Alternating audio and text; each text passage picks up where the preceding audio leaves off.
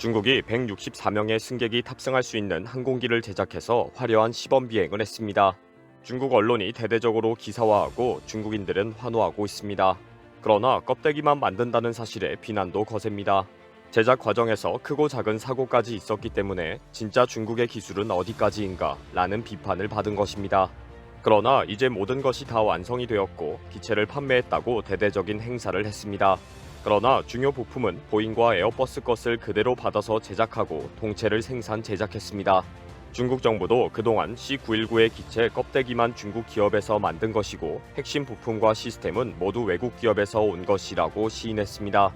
그러면서 공식적으로 C919는 보잉, 에어버스 등 외국 기업에서 부품을 공급받는 체제로 운영된다고 밝혔습니다. 항공기를 판매해야 하는 중국은 모든 부품과 소프트웨어가 보잉, 에어버스 제품이기 때문에 믿어도 된다 라고 광고할 수밖에 없었습니다. 동체만 제작하는데도 많은 어려움과 사건이 발생하기도 했습니다.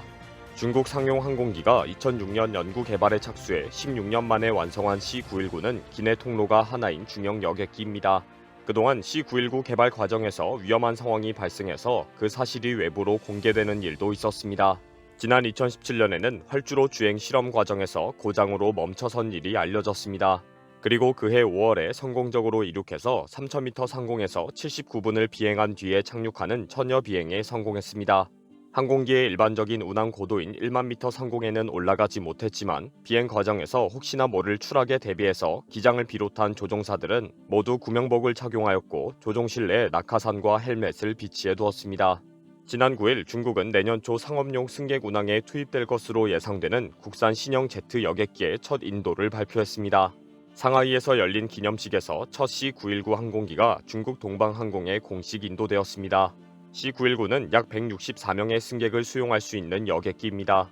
B-919A로 이름 지어진 항공기는 2023년 봄에 상업용 승객 운항을 목표로 시범 비행을 계속할 예정입니다. 푸동공항에서 공산당 관계자들이 기내로 들어가서 케이크를 자르고 샴페인을 터뜨리는 축하 행사를 가졌습니다. 좌석에도 관련자들을 대거 초대해서 앉게 했고 오성 홍기를 흔들게 했습니다. 중국의 기술력이 놀랍다. 이제 세계항공은 중국이 주도하게 될 것이다. 등의 대화를 나누고 행사는 끝이 났습니다. 그리고 항공기가 출발해야 하기 때문에 모두들 부랴부랴 내렸습니다. 위험해서 그 많은 인원을 태우고 착륙할 수 없기 때문입니다. 혹시 탑승한 채로 한번 가보겠느냐 라고 할까봐 꽁지가 빠져라 항공기에서 내렸습니다. 시범 비행에서 C919는 상하이 푸동 국제공항을 이륙해 상하이 홍차오 공항에 순조롭게 착륙했습니다. 앞으로 상하이, 베이징, 광저우 등을 경유하는 100시간 이상의 비행 테스트를 계속할 예정입니다. 코맥은 지난달 중국 정부 민항국으로부터 대형 여객기 대량 제조 능력을 갖췄음을 의미하는 C919 생산 허가증도 받았습니다. 대당 가격이 약 1억 달러, 약 1,300억 원에 달하는 C919를 1000대 이상 주문받은 상태로 알려졌습니다. 이제 중국 국내선은 중국이 동체를 설계하고 제작한 C919로 완전히 대체할 것입니다. 그러나 실제 상업 비행은 시험 비행과는 완전히 다른 문제입니다. 승객이 200명 가까이 탑승을 하고 화물과 식재료까지 실은 상태에서 안전하게 운전하는 것은 상당히 어렵기 때문입니다. 일본도 미쓰비시 에어로스페이스가 2015년 초도 비행에는 성공했지만 결국 많은 문제점을 해결하지 못해서 완전히 개발을 취소한 사례가 있습니다. C919도 시험 비행 중에 나타난 문제점을 개선하고 또 상업 비행을 위한 테스트에서 새로운 문제점이 발견이 될 것입니다. 그러면 결국 개발 기간이 무한정 길어지고 개발비와 판매 단가가 올라가는 악순환이 발생합니다. 미쓰비시도 시험 비행 이후 천여 대의 주문을 받아놓았지만 결국 기다리지 못한 고객들이 주문을 취소하는 사태가 발생했습니다. 중국 정부와 언론이 대대적으로 선전을 하고 대부분 중국인들은 박수를 보내고 있습니다. 언론과 SNS에서 자랑하는 표현은 충격적인 과대 과장 광고 이상입니다. 중국이 독자적으로 개발한 제트 항공기, 세계 항공산업을 주도할 신호탄, 중국 항공기 산업의 중요한 이정표, 중국은 강하다, 첫 비행을 축하한다. 만약에 그런 심각한 경제 제재가 가해진다면 중국도 외국 항공사의 중국 입국을 금지할 것이라고 단언했습니다. 보잉과 에어버스도 중국의 부품을 공급하는 것을 멈추기를 절대 원하지 않는다고 지적합니다. 그러나 만약에 미국이 말도 안 되는 경제 제재를 가하고 부품 공급이 끊어지면 러시아로부터 부품과 기술 지원을 받는 비상대책도 준비하고 있다고 소개했습니다. 중국 정부와 언론은 계속 미국이 제재를 해도 대안이 있고 이제 중국이 세계 항공시장을 석권하는 첫 발걸음이 분명하다라고 설명하고 있습니다. 미국 언론에서는 중국이 항공기를 생산하도록 지원하게 되면 결국 미국의 보잉과 경쟁하게 될 것이다 라는 지적을 하고 있습니다. 중국이 C919로 국내선 항공기로 전면 대체를 하게 되면 결국은 보잉이 엄청난 경제적 피해를 보게 될 것이라는 경고입니다. 이런 경고를 소개한 중국 언론은 중국은 C919가 보잉 737과 경쟁하도록 의도하지 않는다. 중국은 미국의 기술력을 더 나아지게 하기 위해 노력하고 있다 라고 해명하고 있습니다.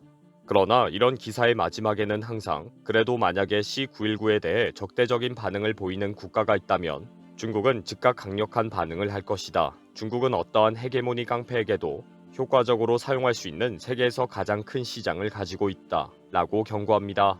만약에 C919 부품을 안 주거나 엔진 제공을 금지한다면 바로 중국 시장에 물건을 팔지 못하게 하거나 수입 금지 조치로 대항하겠다는 경고입니다.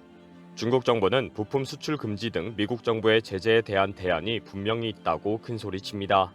여차하면 에어버스로 완전히 갈아탈 것이라고 공개하기도 합니다. 중국 내에는 에어버스 비행기를 조립하고 수년 동안 에어버스용 부품을 제조하는 공장을 가지고 있다. 중국은 에어버스라는 선택이 있고 러시아와의 항공산업 협력도 가능하다라고 자신합니다. 일부 미국 언론은 중국 C19가 절대 미국의 경쟁이 되지 못할 것이다. 보잉도 절대 손해보는 장사를 하지 않고 있다. 그리고 현재 코맥은 지적재산권 등 많은 분야에서 취약점을 가지고 있다. 중국 정부 주도의 이런 항공기 개발은 아주 위험한 일이다 라고 경고하기도 합니다. 그럼에도 불구하고 현재 중국 내 분위기는 아주 고무되어 있습니다. 중국 내 항공기 설계 제작 전문가들은 50년 전에 설계된 보잉 737 시리즈는 지속적으로 개선 업그레이드 되어 왔다. 그러나 골격과 기본 디자인을 바꿀 수 없는 한계가 있었다. 보잉은 에어버스와 경쟁하기 위해 중국을 선택했다. 지상고가 가장 낮은 타원형 엔진을 함께 개발했다. 단언하는데 C919는 디자인과 제작 면에서 훨씬 현대적인 비행기이다. 737보다 낫고 737 맥스보다 C919를 선택하게 될 것이다 라고 자랑했습니다. 시진핑은 항공기를 만드는 일도 정확한 시스템이 없이 밀어붙이면 될 것이라는 고집을 가지고 있습니다. 세계를 상대로 인구 쪽수를 믿고 시장 진입을 무기로 온갖 행패를 부리고 있습니다. 당연히 C919는 중국 경제를 망하게 할 지름길이 될 것입니다.